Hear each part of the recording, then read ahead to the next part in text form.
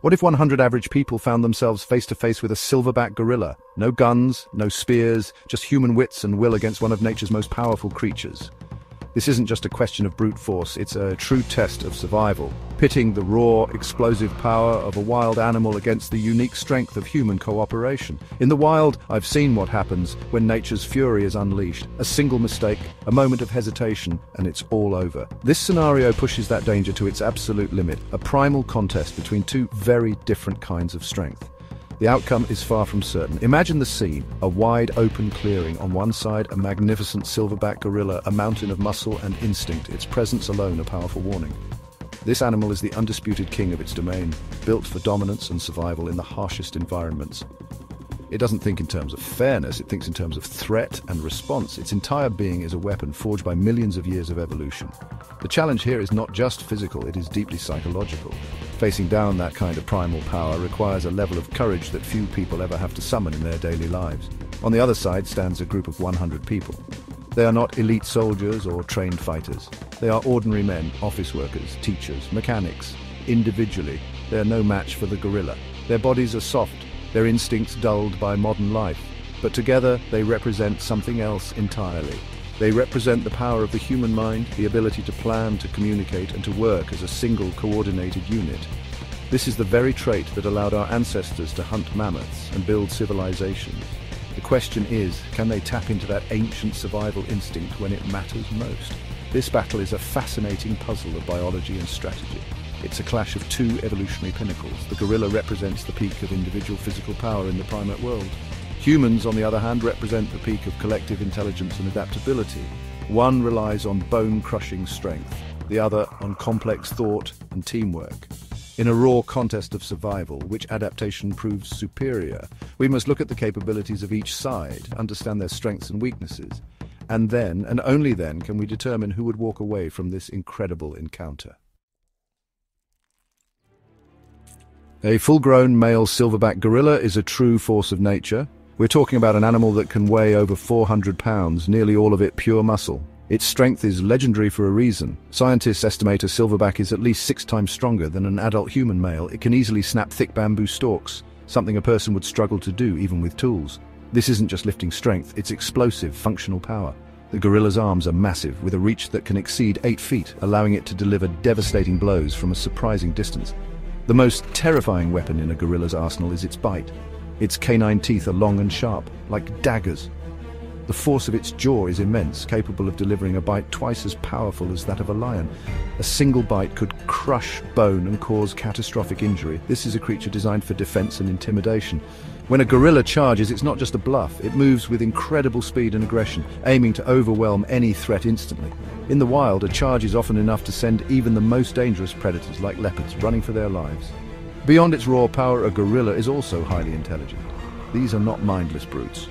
They can use simple tools, communicate through a complex series of vocalizations and gestures, and show deep emotional bonds within their family groups. A silverback is a leader, responsible for protecting its troop. It is constantly aware of its surroundings, assessing threats and making strategic decisions to ensure the safety of its family. This intelligence means it won't just charge blindly, it will observe, it will try to intimidate, and it will pick its moment to attack with purpose.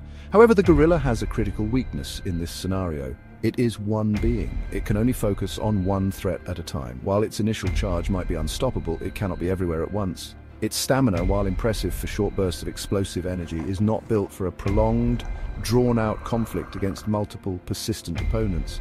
Its strategy is based on overwhelming a single target quickly. A protracted battle against a coordinated group that spreads out and attacks from multiple angles is a situation it is not evolutionarily prepared to handle effectively.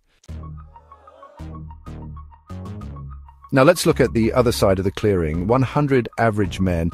An individual man is fragile compared to a gorilla. He lacks the thick hide, the massive bone structure, and the raw muscle power. If a single man tried to fight a gorilla head-on, the encounter would be over in seconds. It would be a tragedy, not a contest.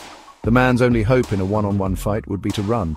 And even then, a gorilla can move surprisingly fast over short distances. The physical mismatch is so extreme that it almost seems absurd to compare them directly, but we are not talking about one man, we are talking about 100. The true strength of humanity has never been in individual might. It has been in our numbers and our ability to work together. 100 people have 100 minds, 200 hands, and 200 eyes. They can communicate, devise a plan, and execute it. They can surround the gorilla, creating distractions from multiple directions. While the gorilla is focused on one person, others can move in from the sides or from behind. This ability to coordinate is our species' greatest superpower, the tool we use to climb to the top of the food chain. The human body, while not as powerful as a gorilla's, has its own advantages. We are built for endurance. A human can outrun almost any animal over a long distance. In this fight, that means the group can wear the gorilla down. They can keep moving, forcing the massive animal to expend its energy in short, furious bursts. Every charge, every swing, every roar costs the gorilla precious stamina. The men, by working in relays and staying out of reach, can prolong the fight until the beast begins to tire. A tired animal is a less dangerous animal. The key to victory for the men lies entirely in their discipline and leadership. Without a clear plan and a leader to direct them, 100 individuals will quickly become a panicked mob. Fear is a powerful force, and the sight of a charging gorilla would send most people running in terror. But if they can overcome that initial fear, if they can listen to instructions and work as a team, their chances increase dramatically. The plan would be simple: sacrifice a few to save the many. Some men would have to act as bait, drawing the gorilla's attention while others move in to attack its vulnerable spots. So how does this incredible confrontation play out? In the first few moments, the gorilla has the absolute advantage. It would likely launch a terrifying charge, a display of dominance meant to scatter its opponents. In this initial chaos, it is almost certain that some of the men would be caught. The gorilla's attack would be swift and devastating. It could easily grab, throw, or bite one or two men, causing severe or fatal injuries. This initial shock would test the resolve of the group. If they break and run, the gorilla wins, as it has successfully neutralized the threat. However, if the men hold their ground and stick to a coordinated plan, the tide begins to turn. The strategy would be one of attrition. The group would need to form a large circle around the animal, staying just outside its reach. Small teams would dart in from different directions, not to land a knockout blow, but to harass and exhaust the gorilla. They could throw rocks, kick dirt in its eyes, and make loud noises to confuse and disorient it. The goal is not to fight the gorilla on its terms, but to force it into a fight it cannot win. A long, drawn-out battle against an enemy it can never fully engage. The critical factor is sacrifice. It's a grim reality of survival. To immobilize a 400-pound beast without weapons, the men would have to use their own bodies. The plan would likely involve several men sacrificing themselves to grab onto the gorilla's limbs. While the gorilla is focused on one man holding its arm, others could rush in to grab the other arm and its legs. It would be a brutal, chaotic pile-on. Many would be injured in the process, but with enough people weighing it down, even a gorilla's immense strength can be overcome by sheer mass and leverage. Could 100 people really defeat a silverback gorilla? The answer is yes, but it would come at a terrible cost. It would require incredible bravery, flawless teamwork, and a willingness to accept casualties. It would not be a clean fight. It would be a desperate, primal struggle for survival.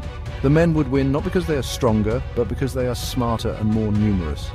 They would win by using their collective intelligence to neutralize the gorilla's individual power. It is a stark reminder that in the world of survival, it is often the most adaptable, not the most powerful, who ultimately comes out on top.